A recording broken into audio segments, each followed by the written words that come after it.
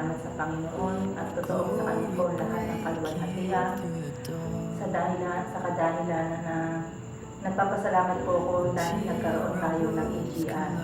Dahil sa AGR, doon po idinaranas sa akin ng Panginoon ang pagtulong niya sa aking puso kung paano ko totoo magpapatawad sa aking kapwa at ang lubusang pagpapakumbaba ko sa Diyos. At yun po ay naranasan ko doon dahil doon ko napatunayan na ang kapangyarihan ng Diyos kung paano niya hinubog yung puso ko, baguhin at gamutin ang lahat ng mga galit sa kalooban ko, lahat ng sama ng loob, at ang lahat ng sakit na nararamdaman ko ay doon ako ginamot ng Panginoon at ibinaranas niya sa akin ang kanyang kapangyarihan at itinaranas niya sa akin ang tunay na pagmamahal niya sa akin na hindi ko pa pala napapatawad ang kapwa ko na akala ko nakapagpatawad na.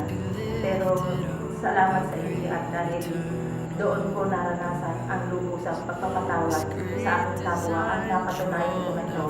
At hanggang sa ngayon, iyon ang aking nararanasan.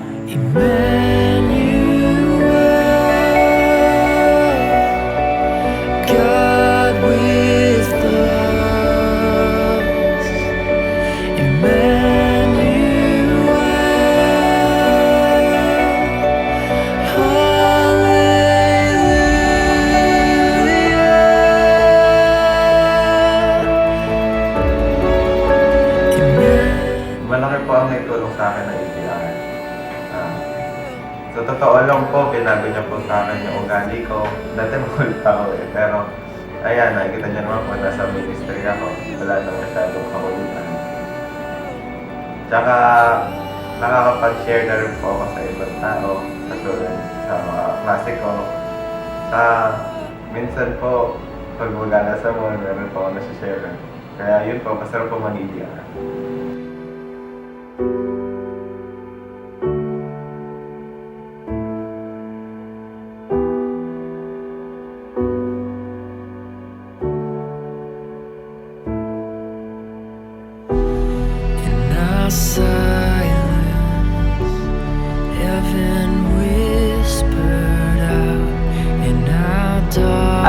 Yung nakaraang EGR, iba yung galaw ng Panginoon, napakabuti niya. Naalala ko pa ng unang EGR na intinan ko, iba yung galaw ng Lord. Kung dati nahihiya ako, talaga namang mahihiyain ako, pero na-realize ko after nung encounter na yun sa Lord, na dapat ko palang ipakita kung sino siya sa buhay ko, kung ano ang dapat kong gawin, na maging parte ng pamilya niya, kung saan hindi ko kinakahiya kung ano ako. Kapasalamat ako sa Panginoon kasi nagkaroon ako ng lakas para mag-lead ng mga tao na nangangailangan din ng kaalaman patungkol sa Panginoon.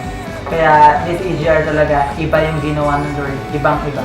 Kaya masasabi ko na ako yung testimony ko, ako yung pinakapatotoo ko na binago niya ako through that EGR. Salamat sa Panginoon.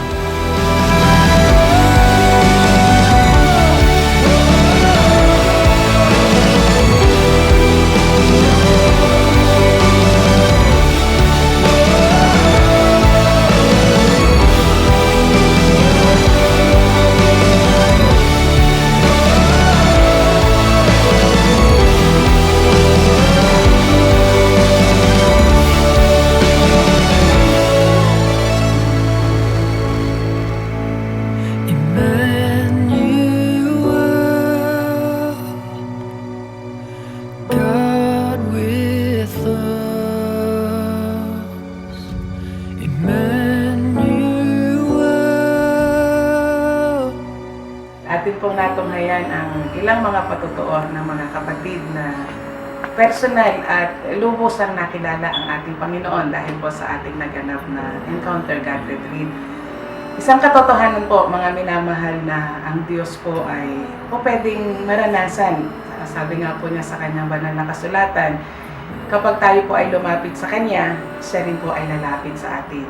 Kaya may mga kapatid po tayo na naranasan ang tunay na paglapit nila sa Panginoon at sa ganong paraan ay naging totoo sa kanila ang Diyos. Kung kaya ang Diyos po ay kanilang naranasan, mayroon po sa kanila ang nakadama ng malalim na pagpapatawad ng ating Panginoon, kung kaya ang lahat-lahat ng kanyang kasalanang nagawa ay nararamdaman niya na pinatawad siya ng Panginoon. Mayroon din pong ilan na may mga masasakit na dinaanan sa nakaraan. Malalalim na kasalanang hindi mapatawad na ginawa ng iba. Pero dahil sa na-encounter niya ang ating Panginoon, malakas po ang loob niyang sabihin, siya po ay nakapagpatawad at alam din niyang pinatawad siya ng ating Panginoon. Mayroon din pong ilan na nakaranas ng matinding paghipo ng Panginoon, kung kaya alam nila kahit sa maikling panahon ay sila po ay may pagbabagong buhay na naranasan, na alam natin hindi pa po ito yung pinaka-ultimatum na pagbabago, pero nadama po nila na sila po ay niyakap at sila po ay tinanggap ng Panginoon bilang tunay na anak ng Diyos. Kaya mga kapatid, kung nais po ninyo na maranasan ang pagpapala at ang kalapitan ng ating Panginoon sa ating mga buhay, inaanyayahan ko po kayo na makiisa at dumalo sa ating pong Encounter God Retreat.